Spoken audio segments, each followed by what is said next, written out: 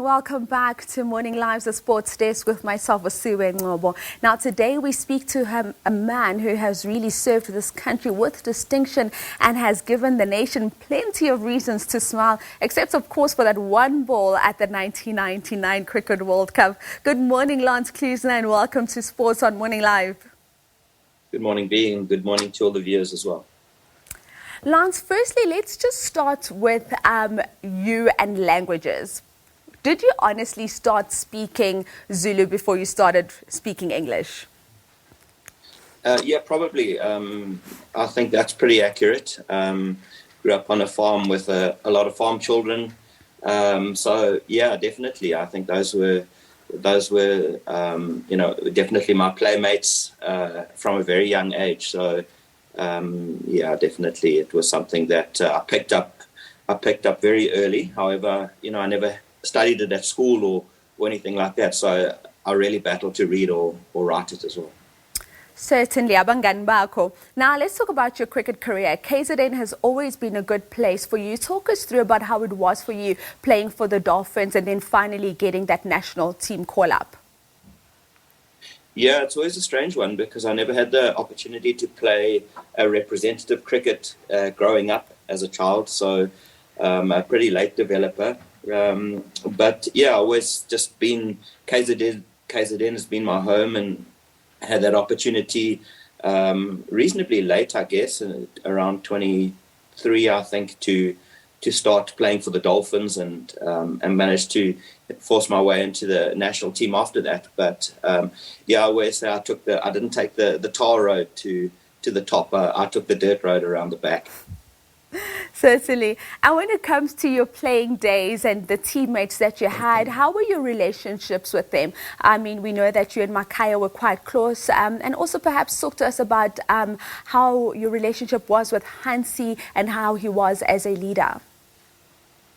Yeah, Makaya and I just clicked from the get-go. We kind of got into the team around the same time and we kind of shared the same, he was speaking Xhosa and Zulu is pretty similar. So, we could at least communicate on that level and share kind of, the same interests, as Makaya. And I think we helped each other settle down and, maybe ease the nerves a little bit about, talking rubbish in our own languages. So that was great. I think it was good for not only Makaya, but myself as well. And then, I had a very, very good relationship with Hansi as well. He was somebody who helped me personally a lot. He gave me the freedom to play like I used to play and, used to give me the backing as well. And I think sometimes players, for example, like a David Miller, for example, really needs that backing and that freedom to play the way they do because, some days it's going to look ugly, but other days, you can win a game from far out. So we had a fantastic relationship and, his whole story was just extremely, extremely sad for me. And as you talk about just having that backing, it's so important in one's career because it really could lead one to progress to full fruition or it could be the end. Yeah, absolutely. It's a big thing in my coaching as well, is to give those, especially those players that kind of play with freedom, that kind of like to go out there and express themselves, is to give them that backing and that love, I guess, that some days it will look ugly and, people are going to say, oh, well, if only you'd been more responsible or whatever it was, we might have won. But, it's just to give those guys that love and that backing, and I think, we all saw David Miller have a wonderful IPL this year. And I think maybe, he bumped into a coach, Gary Kirsten knows him quite very well, to give him that backing, to play with that freedom. And once players, who back towards the end of an innings like that, have that freedom, have that backing, and are not necessarily playing for their places, you get the best out of them. Certainly. And talking about getting the best out of you, I mentioned it a little bit in the introduction to this interview. Let's talk about that 1999 Cricket World Cup and that ball. I mean, you had come back from impossible situations. Take us through that moment for you and how you felt in that moment as it happened. Yeah, it was unfortunate. Unfortunately, the ball kind of went back up the wicket. It was a good ball that I received, and I'd hit it back up the wicket. Obviously plan A was to hit the ball out the ground and just shake hands and walk off calmly. But it doesn't always go to plan, and the ball kind of went up the wicket, which then forced Alan to have to go back and make his ground because the ball is coming his way.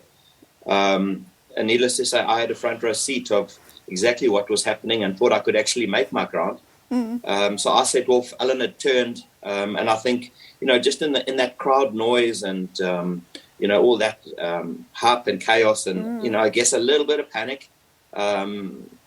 Look, things didn't work out. If there could have been a direct hit at my end, and I would have been short as well. But that's just the beauty of sport. I know it still hurts these days, but a wonderful time in my career to play as well as I had. But just an unfortunate result, But I think, just looking back on those times, yes, we could have done a few things differently, I guess, in those games. But just through that whole World Cup, we had a fantastic team, but we seemed to leave ourselves short on runs every single game, having to scrape across the line, which we managed to do. But it eventually catches you out, when as a batting unit, people are not scoring enough runs. And it's easy to blame myself or blame Alan, for example. But, it's not really Alan's job to have to be there at the end. If the batting unit had consistently performed over that tournament, I think we would have been a lot better. But, no excuses. Take responsibility of that. Maybe we could have waited for another ball. Who knows? I could have been bowled on the next ball. But that sport is just the beauty of the beast and what keeps us all coming back and watching game after game. It is certainly what keeps us all coming back. Talk us through about what it's like in the dressing room after that moment. I mean, it's such an emotionally charged situation. What is the mood like? What's everyone saying? And I mean, how do you guys say, look, it happened, it's done, it's sport, let's move on to the next one? Yeah, it's difficult. I don't think much gets said for a while. I think everybody's just, just reflecting inwardly, really. Just everybody, you sort of sit and think, oh, what could I have done better? Or, could I have changed the result of the game? And that wouldn't just be a question for myself and Alan. It's a question for everybody, So I think it was a pretty silent place for a while. But, my outlook in sport is, and it always has been, is that it really is just a game. And, if you've gone out there and given 100%, you can't really control the result. You can control the effort that you put in, you can control your practice, but at the end of the day, you can't control the result. Sometimes teams just, are better than you on the day or whatever it is. But for me, it's just about making sure that you're not lacking in your preparation or on your effort for the day. So it was a quiet place for a long time. I mean, it's something that I get asked every single day. But I've made peace with it, and I've kind of definitely moved on.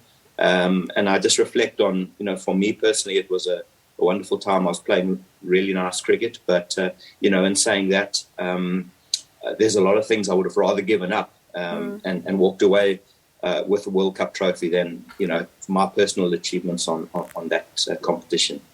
Indeed. Something that you probably don't get asked often, unlike this question now. Talk us through about your experience of coaching in Afghanistan, because you've done it both. You've been a player, you've been a coach. How was that experience for you?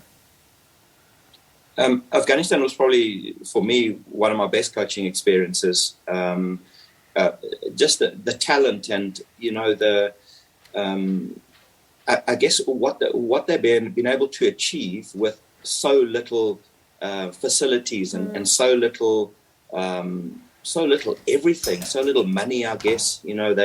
They've what they've achieved in that short space of time, and they haven't just done it the easy way. They've qualified through through tournaments. They've played in some very low level competitions, and we were lucky. I think we had 3 or 4 guys that since Afghanistan were allowed back into international cricket, played all those qualifying tournaments.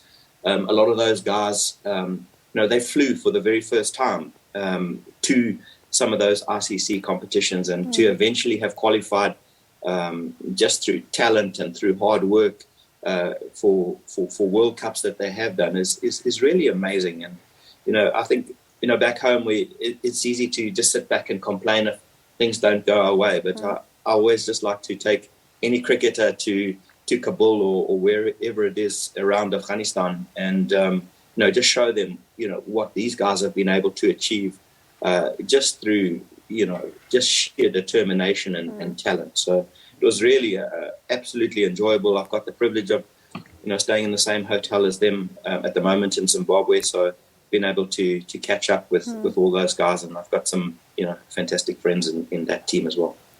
Absolutely amazing. Lance, thank you so much for your time this morning. Thank you for every single thing that you've done for cricket in South Africa. We just wanted to give you your flowers this morning and say you're acknowledged, you're appreciated. Thank you. Much appreciated. Extremely kind. Thank you, V. That is, of course, Lance Klusener, South African cricket legend, just talking to us about the game of cricket and how it's been for him and what he's currently doing now, moving from being a player to being a coach. Cricket legend, Lance Klusener. Time now for an ad break. Do stay tuned, and we'll be back with you shortly. I'll see you next week. Goodbye.